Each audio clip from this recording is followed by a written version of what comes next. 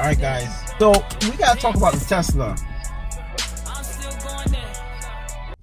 I was just driving here and I'm thinking, should I really get a Tesla Model 3? I like the size of it because as being a Prius owner, we're used to a certain size car. And I think a lot of Prius owners are taking that second look at the Model 3. I can't spend more than 10 years of my life driving the same type of car. If I get myself into another Prius, that's another 5 to 7 years of another car again. I can't do it. So as much as I like the new shape, as much as I like the Prius Prime, I think the Tesla is the way to go. Especially for me as a YouTuber.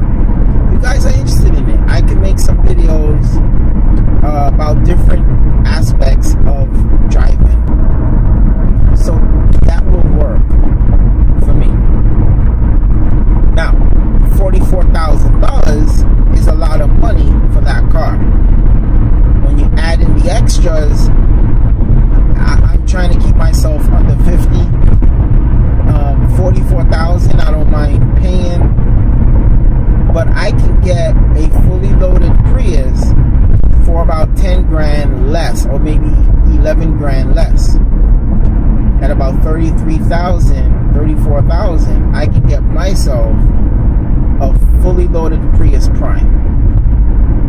Now, a lot of people would say that's a lot of money for a Prius Prime. That's a lot of money for a Prius, period. And you're right. And I'm not getting no speed out of it. And a lot of people would say, oh, you should have got yourself a plain Jane Tesla Model 3 for 35. That's true too. But I'm gonna need some extras in any car that I get. I can't stay without extras. So, and I need extra range. I'm gonna have to get myself a Tesla Model 3, 44,000 and above. Dual motor, I think I can live without the dual motor. Snow, I really don't have problems with the snow. I'm not gonna get a car just based off snow. So I don't mind rear-wheel drive. I would like dual motor, but it looks like the dual motor is gonna push that car in the $60,000 range, and I don't want to spend that much on that car. 35 is too cheap. 44 is right in the middle. Pay an extra $1,000 for the paint. I gotta spend $1,500, I guess, for the wheels. Extra for the wheels, so that's reaching the stage of about 45, about 47, 48,000. So we're creeping up in the $50,000 range for a plug-in car that don't have everything. But you know what? Prius owners are gonna migrate to the Tesla because of these reasons. Because driving a Prius is driving a strange, weird car that is accepted, but it's a Prius, man. It's just not a car I want to drive anymore. It's time for me to make that change, and I think that change is Tesla, unless Lexus come up with something interesting. The new Camry I like, and they say it's around 50 miles per gallon, which I like. And fully loaded, you can get one of those for about $34,000. But at the same time, I don't think that's where Prius owners are going. I think Prius owners are going for, you want a plug-in car, so it's either the Prius Prime Prius owners are going to, or they're going to Tesla. And I think I need to go to Tesla and get the Model 3. Or if I happen to get a deal and I get myself a fully loaded Model S, P85 or 85D, or something like that, I think I could live with that. So, you guys tell me, what should I get? Look at this daredevil right here.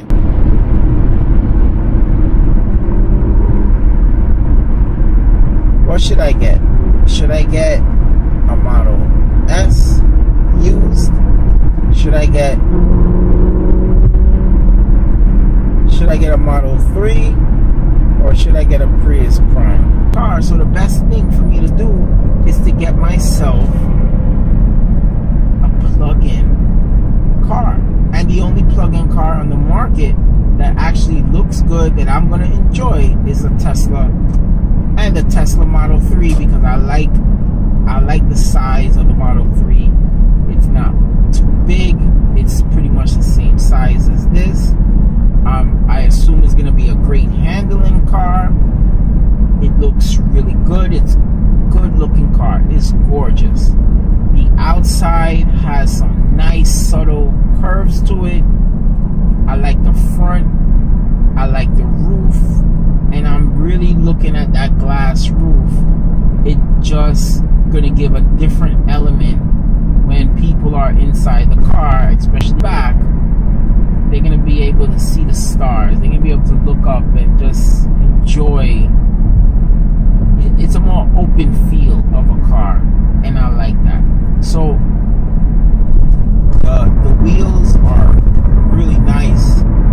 You have your choice. You get the ugly wheels, or you get the good-looking wheels. Real good-looking wheels. That's great. The interior, whether they use leather or not, I don't care about that. But that touch screen.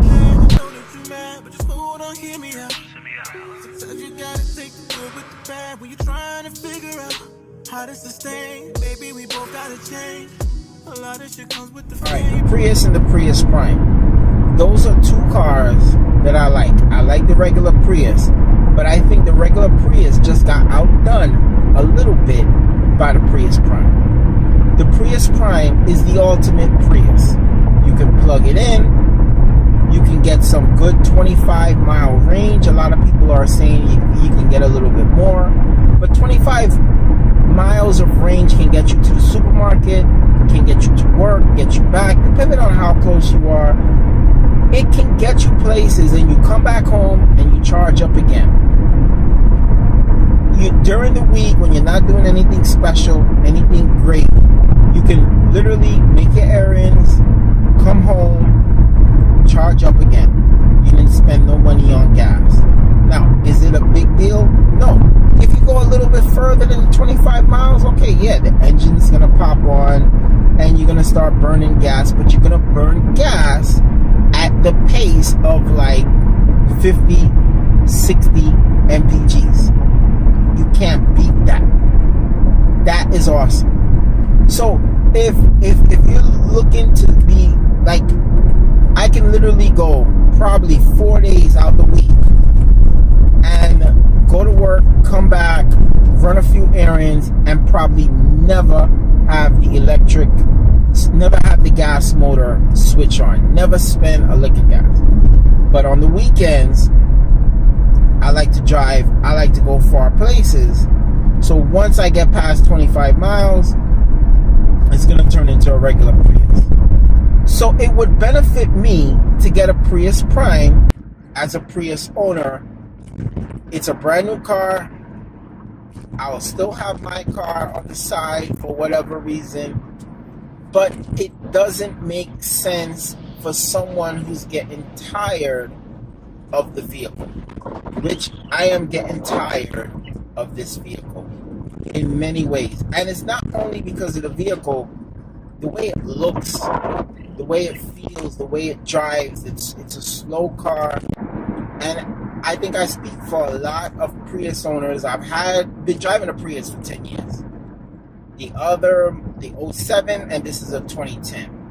I'm ready for something new, but I don't think I'm ready for another Prius. I don't think I wanted the Prius Prime that much. I think the Tesla might be just a car for me. But is it too much money to spend